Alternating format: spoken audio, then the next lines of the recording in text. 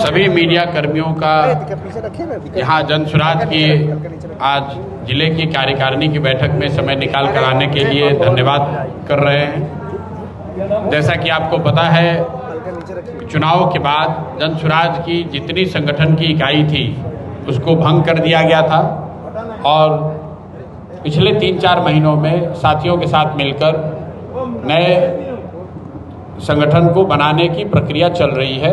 उसके तहत आज जो यहाँ पर 250 सदस्यीय जिला कार्यकारिणी है उसकी आज बैठक थी। यहाँ के साथियों के आमंत्रण पर मैं मेरे राज्य के कुछ साथियों के वरीय साथियों के साथ आकर इसमें शामिल हुआ हूँ। हम लोगों ने आपस में चर्चा की है, ये तय किया है कि शिवहर में जनसुराज को घर घर पहुँचाने के लिए, संगठन को और मजबूत करने के लिए, जनता की आवाज़ बनने के लिए जो कुछ भी करना है उस कार्यक्रम पर आगे के रास्ते पर चर्चा हुई है। और मेरा विश्वास है कि आने वाले 1-2 महीनों में एक मजबूत संगठन जनसुराज का आपको शिवहर में दिखेगा। शिवहर के संगठन के नेतृत्व का, शिवहर में संगठन से जुड़े हुए सभी लोगों का भी मैं आभार व्यक्त करता हूं कि वो लोग सब जनसुराज की इतनी बड़ी हार के बाद भी इस विचारधारा से, इस प्रयास से जुड़े हुए हैं और इसको मजबूत करने के लिए अपना सब कुछ इस व्यवस्था को उन्होंने दिया है। उसके लिए मैं व्यक्तिगत तौर पर सबका आभार व्यक्त करता हूं। सर, बांकीपुर चुनाव के लिए आपने जो मैसेज दिया है उसमें लिखा है कि नवनिर्माण बिहार का, जी, तो उस पर कुछ बोला जाए। नवनिर्माण की जो बात है वो 20 नवंबर को जब मैं चुनाव के बाद गांधी विद्यार्थी आश्रम में एक दिन का हम लोगों ने मौन उपवास रखा था, उस समय हम लोगों ने इस बात की घोषणा की थी कि नई सरकार बन गई। सरकार नई जब बन गई है तो उसको 6 महीने उनको अपने वादों को पूरा करने के लिए, व्यवस्था में बदलाव परिवर्तन करने के लिए दिया जाएगा। 6 महीने के बाद अगर स्थिति नहीं बदली तो बिहार में फिर से जनता की आवाज़ लेकर जनसुराज के साथी खड़े होंगे। उसी दिन मैंने ये भी घोषणा की थी कि जैसे मैंने शुरुआती जनसुराज के दिनों में 2-2.5 साल पैदल गांव-गांव चल के लोगों को समझाया, लोगों को जोड़ा, उसी तरीके से 6 महीने पूरे जब हो जाएंगे तो मैं अब समाज के बीच में ही एक जनसुराज ने जो नवनिर्माण आश्रम बनाया है पटना IIT के पास, वहीं पर रहूँगा ताकि साथियों के साथ मिलकर आगे की व्यवस्था, आगे का कार्यक्रम चलाया जा सके।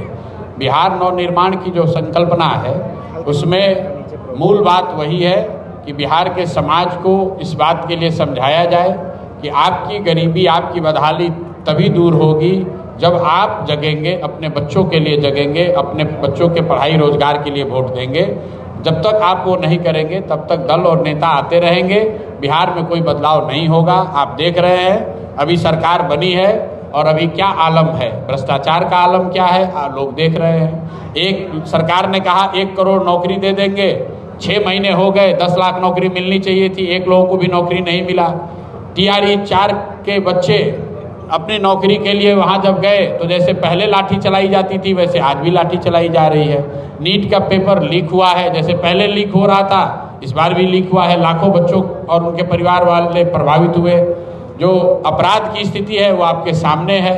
अभी आप देख रहे हैं कि पहली बार कई वर्षों के बाद ऐसा हम लोग खबर सुन रहे हैं कि पटना में बेगूसराय के एक परिवार के साथ, एक बच्ची के साथ रात में खुलेआम कमरा को, होटल के कमरे को खोलकर बदतमीजी करने की, छेड़खानी करने की कोशिश हुई है जब लड़की का पिता वहां उनके साथ थे।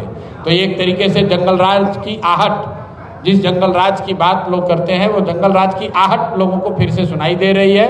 तो बदलाव की बात लोगों ने कही, लेकिन वोट उसी व्यवस्था को चलाने के लिए किया जो पहले से चली आ रही थी। तो बदलाव है नहीं, तो इसलिए फिर से जनसुराज लोगों के साथ लगेगा, लोगों के साथ मिलकर बदलाव, सही में बदलाव हो उसके लिए प्रयास करें। शिवहर पहुंचे हैं, शिवहर निर्माण में जनसुराज की क्या भूमिका होगी? नवनिर्माण जो आपने कहा है, तो नवनिर्माण में भूमिका जनसुराज की यही होगी कि जो समाज के लोग हैं उनको फिर से जगाया, समझाया जाए, उनको ये बताया जाए कि 10,000 रुपया में अगर वोट जैसे आपने बेचा है आगे भी बेचोगे तो ये सिर्फ वोट नहीं बिक रहा है, आपके बच्चों का भविष्य बिक रहा है। आने वाले समय में आपके लिए परेशानी होगी, यही बताना समझाना हम लोगों का काम है। सर, शिवहर पहुंचे हैं, शिवहर की सांसद लवली आनंद के पति प्रोफेसर आनंद मोहन लगातार जदयू पर पलटवार करते नजर आ रहे हैं, बगावत के मूड में। मेरा उससे कोई लेना देना नहीं है। ये जदयू का और जिस व्यक्ति की आप बात कर रहे हैं उनका व्यक्तिगत मामला है, उनका अंदरूनी मामला है। कौन बगावत के मूड में है और कौन दोस्ती के मूड में है, उसका जनसुराज से कोई लेना देना नहीं है। मैं इतना जानता हूं कि जनता और युवा यहाँ बगावत के मूड में है, क्योंकि वो भ्रष्टाचार से परेशान है, वो बेरोजगारी से परेशान है, वो यहाँ के अपराध से परेशान है, पलायन से परेशान है। सर, बिहार के सीएम गमछा की बात कर रहे हैं कि गमछा वाले को पकड़ो। अब ऐसा है कि बिहार के सीएम के बारे में सबसे पहले और सबसे ज़्यादा अगर किसी ने कुछ बोला है तो जनसुराज ने बोला है, प्रशांत किशोर ने बोला है। हमने बताया है कि इनका चाल चरित्र चेहरा कैसा है, इनके पढ़ाई के बारे में बताया, इनके फेक डिग्री के बारे में बताया, इन्होंने अपने ही स्वजातीय कुशवाहा समाज के 7 लोगों की हत्या के ये अभियुक्त हैं ये भी बताया। इनकी सारी जो कारगुजारी है वो सबको जनता के सामने हम लोगों ने रखा है। अब ये सीएम बन गए हैं तो उससे उनका चाल चरित्र चेहरा तो बदलने वाला नहीं है।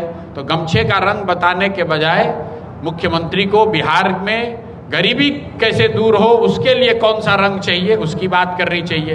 पलायन कैसे रुकेगा, पलायन का रंग कैसे यहाँ से धीमा पड़ेगा, उसकी चर्चा करनी चाहिए। हरा और लाल ब्लू गमछे की बात करके समाज में लड़ाई कराना, वैमनस्यता फैलाना, इससे बिहार और बिहार के समाज का बहुत बड़ा नुकसान होगा। कोई फायदा नहीं है। ये सिर्फ राजनीति कर रहे हैं। जिस हरे गमछे की बात कर रहे हैं उसी राजद में तो ये खुद रहे हैं, इनके पिताजी रहे हैं, जीवन भर वहीं पर रह के राजनीति किए हैं। तो राजद के लोगों उस समय तो हरा गमछा पहन के ही घूम रहे थे। इनके पिताजी का बयान है, देख लीजिए मुंगेर में, कि हम लोग तो मोदी जी को यहीं मैदान में गाड़ देंगे।